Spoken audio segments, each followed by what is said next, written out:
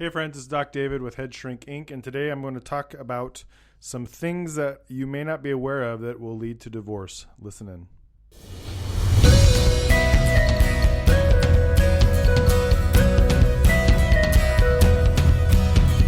You are listening to Head Shrink Inc., your answers to life, relationships, and daily living. Hey all, it's Doc David with Head Shrink Inc., the podcast. Hey, so it is a new year. A new year is upon us, and new opportunities are here. I've just been having a conversation recently with a colleague asking the question of why is it that people decide, oh, it's a new year, I'm gonna start new things.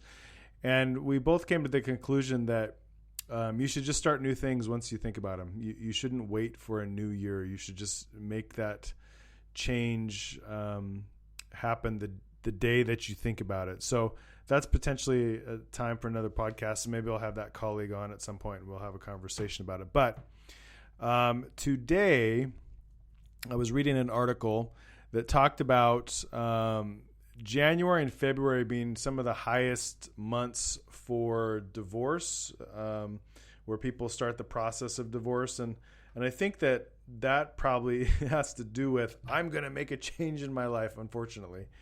But I wanted to talk today specifically about some things that people don't pay attention to that could be leading you down the path of divorce.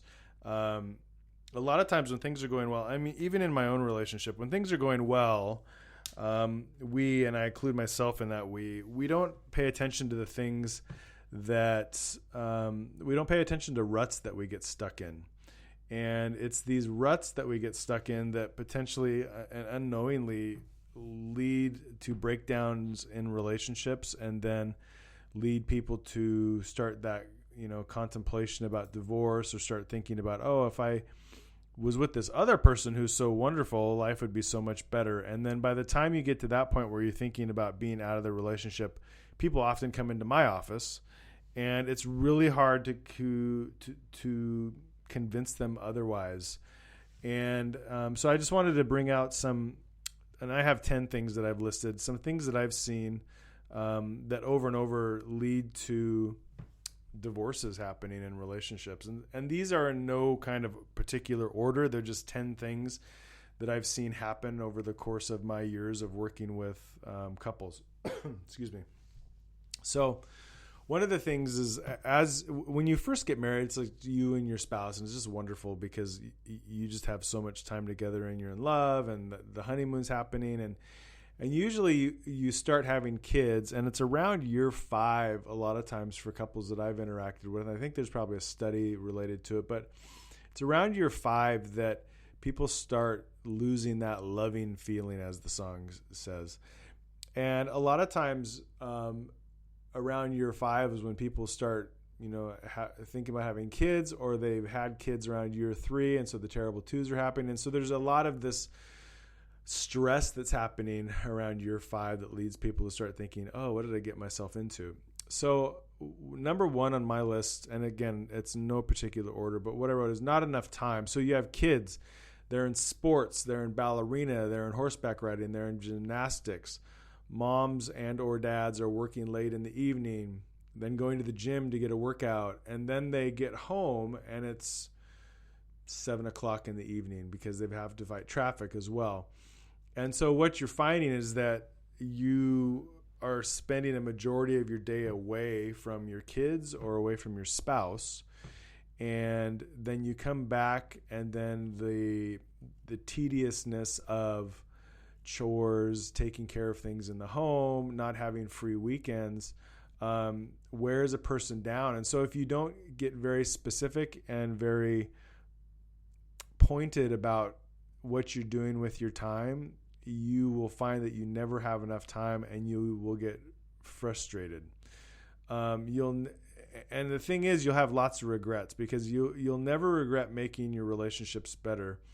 What you will regret is not making more time for loved ones. And so your kid doesn't have to be in gymnastics. Your kid doesn't have to be going to horseback riding. Your kid doesn't have to be doing fill in the blank. You don't have to work out every night of the week. You don't have to do, there's all these fill in the blank things that you don't have to do, because what happens is that you take time out for yourself so much more than you do for your family or your spouse, that you stop being in a relationship with them and you lose fondness for them. And the results are distance starts to happen. Second one, and this is a big one, is finances. So potentially going into debt over frivolous things, not agreeing on where to spend the money, having separate accounts. These are the kind of things that are going to lead to tension in your relationship. The big one is, I think, is having separate accounts. Some people really value that. And I guess I can kind of understand that if you are in a blended family and you've been burned in the past financially. I can understand that a little bit. But over time, the more you have separate things and separate places where money goes, the more it kind of makes your mind kind of think of things as separated from your spouse. So I've interacted with some couples where, they have separate accounts, and so one spouse is in charge of paying for utilities, and the other spouse is in charge of paying for household repairs. And so what happens if you have separate accounts, one account may get drained more quickly than the other account, and so there may be some resentment that builds up, and this resentment totally kills intimacy. And so money potentially is a place where you can have some struggles. And so you should just address that head on with your spouse. And my big suggestion is don't have separate accounts. Now, again, you may need separate accounts because you're a blended family and there may be some issues related to that. But usually separate accounts aren't a good idea. One of the things I would also suggest with finances is that you teach your kids how to manage their finances, because if you don't teach your kids, they're not going to know how to do it when they're in a relationship with somebody. And so I think that that's something, again, that's a bonus, is teaching your kids how to do money.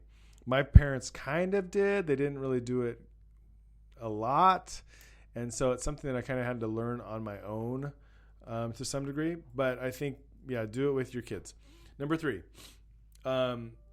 some people have a really difficult time breaking away from their family of origin. Now, some couples do really well with hanging out with their family of origin. Other couples don't do so great. And so if you, for example, married a mama's boy has a hard time separating themselves from their mommy. And you, as the woman, are the interloper. And I think I'll do a podcast on mama's boys, because I think that's I've seen that be a huge hindrance to marriages, where the mom is doing really bad behavior and the son is not willing to protect his wife and call the mom out on this bad behavior. And so a lot of times you can't break away from your family of origin, and it leads to these unforeseen problems. Initially, when you're married, you think, oh, we'll grow out of it. But then the husband or wife doesn't grow out of it, and it seems like your family of origin is always around, or your spouse's family of origin is always around. And so if you consistently place priority on your parents, siblings, extended family members, your marriage, I'll guarantee you, your marriage is doomed, because you need to place the importance on the relationship that is right there next to you, not the ones that are living miles away from you. Number 4, self-centeredness. Now, one of the bigger adjustments in marriage is sharing things, and having kids is another way, is a big adjustment, because having kids and getting married can really show you how selfish and or how self-centered you are. And so that's, in my opinion, it's good things. Like, I have tended to be a selfish person, and it's something that kids really brought to the forefront of my life, how selfish I was. And I love my kids, and it's something that, I don't want to be selfish with them. And so I think if you are selfish and self-centeredness are two different things. I think every once in a while it's okay to be selfish. Like, I want to spend time by myself, or a mom wants to spend time by herself, or a dad wants to spend time by himself with his bros. Self-centeredness is a little bit more tricky, because self-centered is the world revolves around you. And what I usually tell people is the sooner you can treat your spouse like you want to be treated, the less likely it will be that your marriage ends in divorce. And if you stay self-centered, again, your marriage is going to be doomed. When you make a relationship all about you, it really sucks for everyone else. And no one wants to be around you. They'll try to be around you. Your kids have to be around you. But once they're able to be out of the home, they will be out of the home. And you will not have a great relationship with them, most likely. So if you know that you're self-centered and you don't care, I feel sorry for you. But if you know you're self-centered and you want to change things, then start changing things. Don't wait for the new year. So number 5, intimacy. So a lot of times men get lumped in with this idea that we cannot have, we don't do intimacy. And I think that's often kind of a stereotyping myth that happens. I think men can do intimacy. We just do it differently than women. But then some men and some women don't do it well. Some men don't do it well. So I think when you say, oh, men can't be intimate, I think that's a stereotyping. And I'm not just talking about sexual intimacy.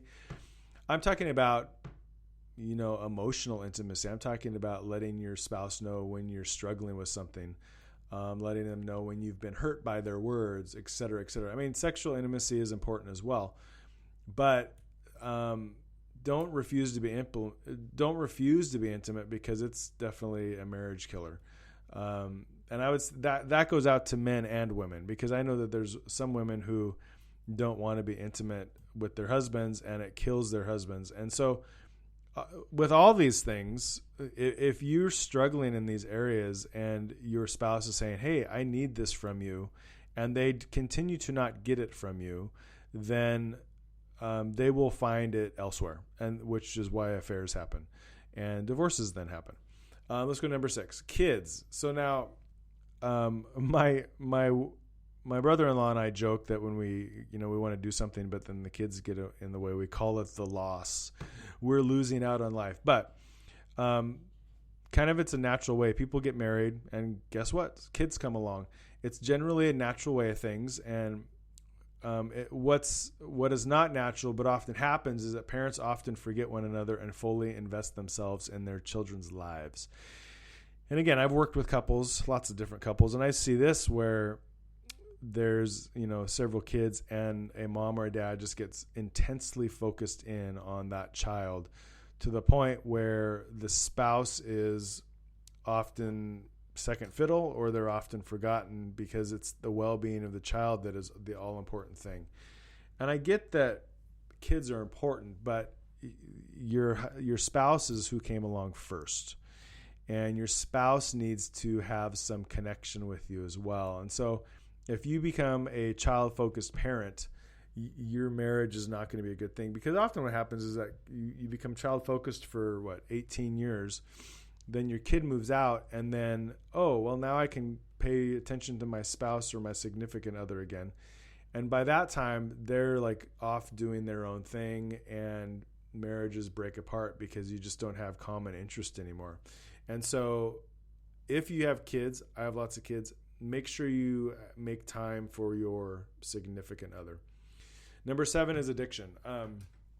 So you may be in a relationship with a man or woman who's willing to take risks that typical people wouldn't take in order to use mind-altering substances. And with the prevalence of, in my state, Washington, marijuana is now legalized for recreational use, and I anticipate it's going to happen nationwide eventually.